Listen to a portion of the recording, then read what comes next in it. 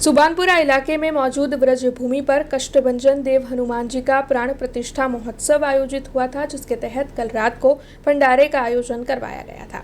कल हनुमान दादा की जन्म जयंती मनाई जा रही थी, तब सुबानपुरा इलाके में मौजूद ब्रज भूमि पर कष्टभंजन देव हनुमान जी का प्राण प्रतिष्ठा महोत्सव आयोजित हुआ था। दरअसल सबसे पहले तो 7 अप्रैल सोमवार को हनुमान दादा की भव्य शोभा यात्रा निकाली गई थी, जिसके बाद 10 से लेकर 12 अप्रैल के दौरान श्री प्रभु कष्टभंजन देव हनुमान जी का प्राण प्रतिष्ठा महोत्सव आयोजित हुआ था। इस दौरान कई तरीके के धार्मिक आयोजन हुए।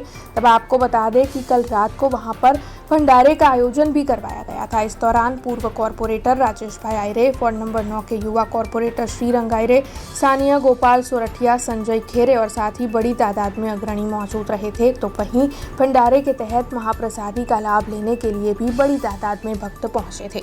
श्री राम समग्र તમે જોઈ રહ્યા છો કે વડોદરા શહેર સંસ્કારી નગરી, ધર્મની નગરી, અને આજે તો જ્યારે હનુમાન દાદાનો જન્મોત્સવ હોય ત્યારે આજે તમે આખા વડોદરા શહેર એ હનુમાનમય બની ગયું છે।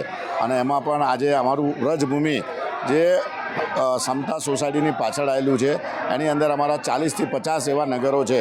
એમાં અમૃતનગર, વ્રજભૂમિ, વૈકુંઠ, લક્ષ્મીનગર, એક્સર એપાર્ટમેન્ટ, જગન્નાથપુરી, મયુર પાર્ક, પેરેડાઇઝ કોમ્પ્લેક્સ, તો અલગ અલગ પ્રકાર, સ્વાતંત્ર્ય સેનાની, આ બધા જ ત્યાંના અમારા જે યુવાનો છે ખૂબ મહેનત કરી અને ખાસ કરીને વ્રજભૂમિ એટલે વ્રજ કષ્ટભંજન દેવ જે સાક્ષાત સારંગપુરના આશીર્વાદ લઈને અહીં આખી મૂર્તિ સેમ સારંગપુર મૂર્તિ જેવી તમે અહીંયા મૂર્તિનું આજે પ્રાણ પ્રતિષ્ઠાનું આયોજન કર્યું છે।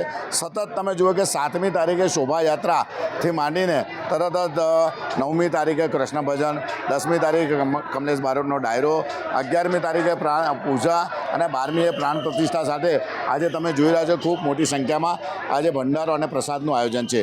તો આ પ્રસંગે અમારી વ્રજ કષ્ટભંજન દેવ કમિટીના દરેકે દરેક સંજયભાઈ હશે, દીપકભાઈ હશે, અમારા ગોપાલભાઈ હશે અને ભોળાભાઈ હશે, તો આ રીતના બધા જ લોકોએ, આખી કમિટીએ અને સૌ લોકોએ જેને પણ એન કેન પ્રકારે કોઈ તન આપ્યું, કોઈ મન આપ્યું, કોઈ ધન આપ્યું, જે લોકોએ મદદ કરી હશે।